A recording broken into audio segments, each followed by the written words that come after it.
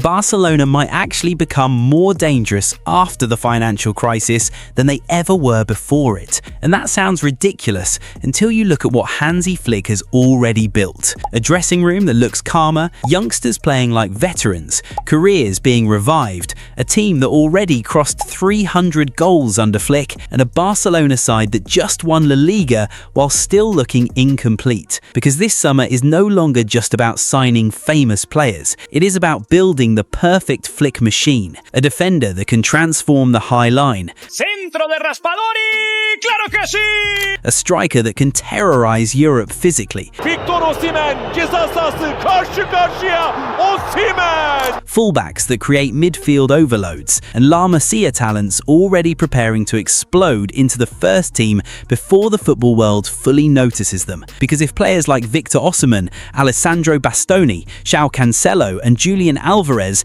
enter a squad that already has Lamine Yamal, Pedri, Kubasi, Fermin, Raphinha and Marc Bernal, then this stops being a rebuild. It starts looking like the beginning of another Barcelona era. We've gone through every major target, every tactical fit, every internal breakthrough and every credible report surrounding Barcelona's 2025-2027 plans. And what we found makes this project look far more serious than most people realize. Europe may not be ready for what Barcelona becomes next season.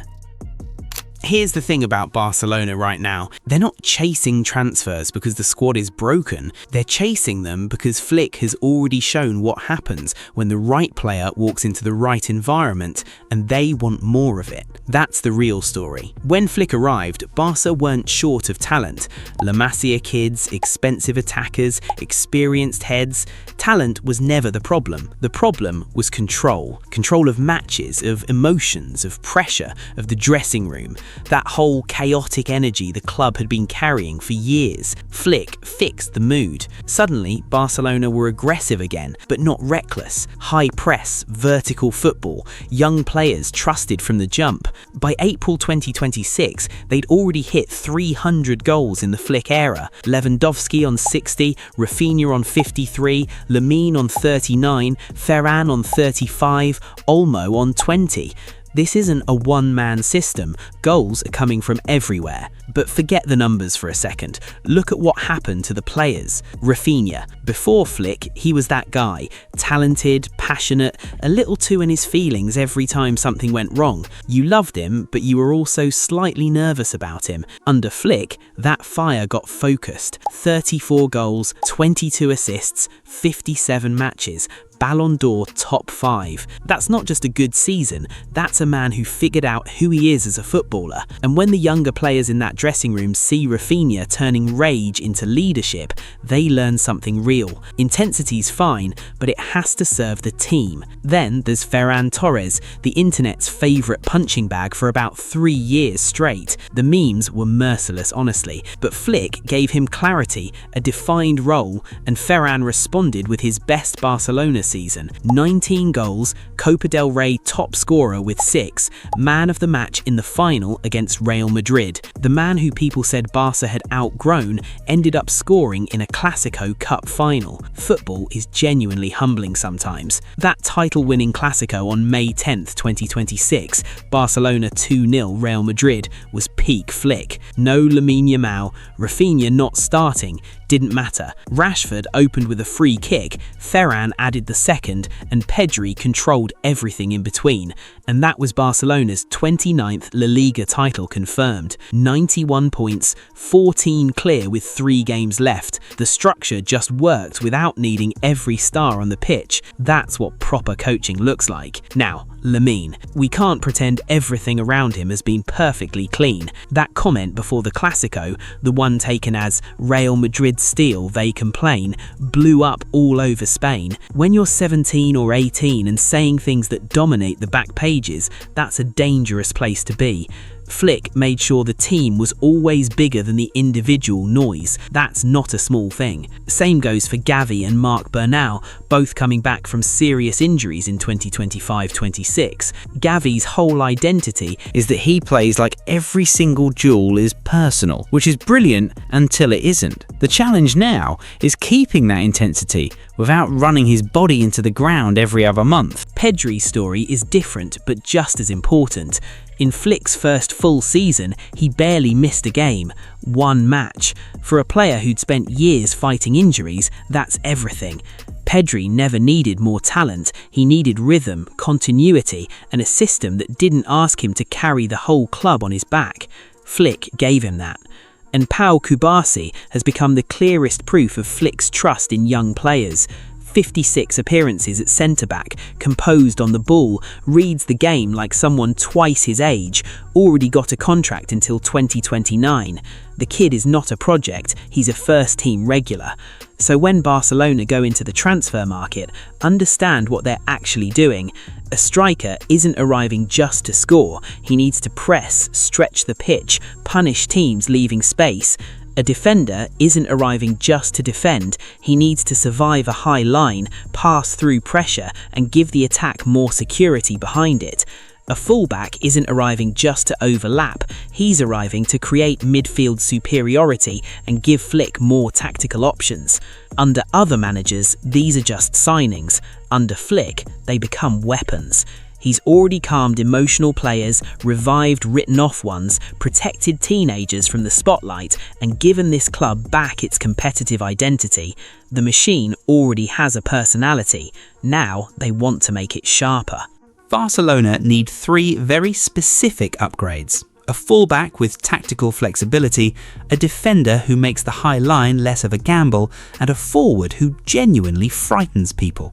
Get those 3 right, and this team becomes properly scary.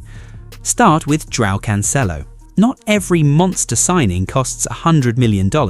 Sometimes the smartest move is keeping the guy who already knows the dressing room, the city, and exactly how you want to play. Cancelo came back on loan from Al Hilal in January 2026, and within weeks he looked like he'd never left. 19 appearances, 1 goal, 3 assists, 0 adaptation period. That's the thing about him. He doesn't play like a fullback. He holds width, steps inside, combines through midfield, arrives in the box. In a Flick system that wants possession to move you before it kills you, that's not a luxury, that's a weapon. And after the title-clinching win over Real Madrid, Cancelo became one of the rare modern players to win league titles in England, Italy, Germany and Spain. His future still depends on an agreement with Al Hilal. Flick will not want to lose that argument.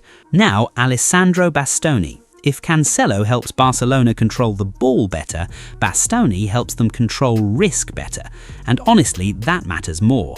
Flick's high line is beautiful when it works and absolutely terrifying when it doesn't. What it needs is a centre-back who can pass through pressure before the defending even starts. Bastoni is exactly that. Left-footed, progressive, comfortable stepping into midfield zones. At Inter this season, he had 9 Champions League appearances, 691 minutes, 19 tackles, 38 balls recovered, 81% passing accuracy. Those aren't just defensive numbers, that's a man running the game from the back. He's also won 2 Serie A titles, 2 Coppa Italias and 3 Italian Super Cups at Inter, and this season they won another Scudetto with 82 goals in 35 league matches, the best Inter attacking return in 75 years. He's not arriving from a passive team, he understands dominance. Put him next to Cubarsí and that backline stops looking brave and starts looking built. Now the forward question, because structure is lovely, but fear is better. Julián Álvarez is probably the cleanest Flick fit available anywhere. He presses like a midfielder, combines like a second forward, attacks space like a striker, and doesn't need the whole system designed around him. 15 Champions League matches, 10 goals, 4 assists for Atletico this season, 20 goals, 9 assists across all competitions, trusted by Simeone in the biggest matches. He's a connector, drops between lines, presses centre-backs, arrives in the box at exactly the right moment. Under Flick, he'd make Barcelona smoother, smarter, harder to stop. But if Álvarez is tactical perfection, Victor Osimhen is pure chaos. Osimhen gives Barcelona something they genuinely haven't had in years, a striker who makes defenders uncomfortable before the ball arrives. He attacks depth like it's personal. He lives on centre-backs' blind sides. He turns optimistic long balls into actual goals. And he doesn't wait for the game, he forces it. At Galatasaray this season, he scored twice in the title-clinching 4-2 win over Antalyaspor on May 9th, as they secured their 26th Turkish Super League, a 4th straight league title, already in the Champions League knockouts. Big moment, big striker, job done. Now, picture it. Pedri controlling tempo, Yamal isolating a fullback, Raphinha attacking the far post, Cancelo stepping inside, and Osimhen standing between two centre-backs who both know one mistake is a goal. Álvarez makes Barcelona smoother, Osimhen makes it scarier. Add either of them to what Flick has already built, and this isn't a rebuild anymore, it's a warning. So beyond the monster signings, there's a quieter conversation happening about the players who protect the identity of the team when the season gets heavy, the system completers.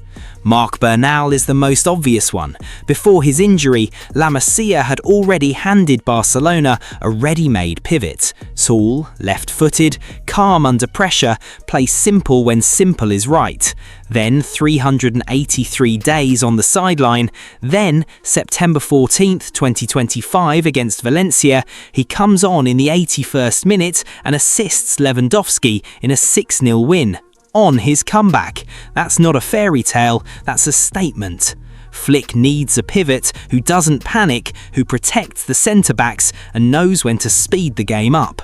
Bernal is exactly that. No superstar noise, just the kind of quiet intelligence that makes everyone around him look better. Sergi Dominguez is the same logic in a different position. Flick handed him his Barça debut on August 31st, 2024, a 7-0 win over Valladolid, then threw him into a Champions League night at Monaco weeks later. That kind of trust from Flick means something. This season on loan at Dinamo Zagreb, he played 2,575 league minutes, chipped in 2 goals and 3 assists as a centre-back. That's a young defender banking real development time, not warming benches. Flick's high line needs defenders who can defend space, not just their box. Dominguez won't arrive with Bastoni's reputation, but in a long season, internal depth that actually understands the system is worth more than an expensive panic buy. Tommy Marquez made his official Barça debut on February 7th, 2026, came on in the 3-0 win over Mallorca. The same night, Marc Bernal scored his first senior goal, which is a lovely bit of symmetry. Tommy isn't being hyped as the next big thing, and honestly, that's the point. He's a midfielder with composure and La Masia habits baked in. When to receive, when to release, when to press, when to cover. Those aren't skills you buy cheaply. They're reasons Barcelona can avoid spending €40 million on a squad filler. And then Xavi Espart, a name that quietly dropped on March 10th, 2026, when he came off the bench against Newcastle at St James's Park in a Champions League knockout tie. Away from home, noise everywhere, game on the line. He came on, showed assurance, helped Barcelona see out a tense draw after Lamine Yamal's late penalty. Anyone can look composed in a pre-season friendly. Doing it at St James's in a European knockout tells Flick everything he needs to know about the kid's temperament. So here's what the full picture looks like. Bernal, midfield control. Dominguez, centre-back depth with senior minutes already banked. Tommy Marquez, La Masia continuity in midfield. Espart, defensive cover with Champions League exposure already on his CV. None of them headlines. All of them matter. The expensive stars raise the ceiling. Players like these protect the floor. And if Flick can blend the monster signings with this La Masia core, Barcelona won't just have a frightening starting 11, they'll have a squad that can actually survive the season. Monster signings raise the ceiling. System players protect the floor, but future weapons, they're the ones who make a long season feel alive. The unpredictable, hungry, slightly chaotic energy that opponents can't prepare for on a Wednesday night in March. Tony Fernandes is that profile. On October 18th, 2025, 1 week before El Clasico, Flick started a 17-year-old at centre forward against Girona in a tight Liga game. Barcelona won 2-1. Flick does not hand out minutes for sentiment, so that selection tells you everything. Tony had 16 appearances, 985 minutes and 3 goals for Barça Athletic this season. Development numbers, not superstar numbers. But that's the point. Flick doesn't need him to explode yet. He needs him to enter the environment without breaking it. Dani Rodriguez is the direct option, receives wide, drives at defenders, turns possession into damage fast. His first team debut was supposed to be a clean La Masia story. Started away at Valladolid on May 3rd, 2025, then a collision after 34 minutes, a dislocated shoulder, surgery, 3 to 4 months out. Brutal. But he's also part of the Spain squad that won the 2024 UEFA Under-19 European Championship, so the pedigree is real. When he's fully back, Flick gets a winger who makes the pitch feel longer and defenders feel uncomfortable. Then there's João Fernandes, and this one still stings a little. Made his competitive debut September 28, 2025 against Real Sociedad. Number 27, 17 years old. Played the first half, had already scored in the UEFA Youth League. Genuinely exciting profile. Then, in January 2026, he left for PSG. Barcelona had been expecting a renewal. PSG paid over 8 million euros, even though his release clause was 6 million euros. So they basically paid a 2 million euro inconvenience fee just to take him faster.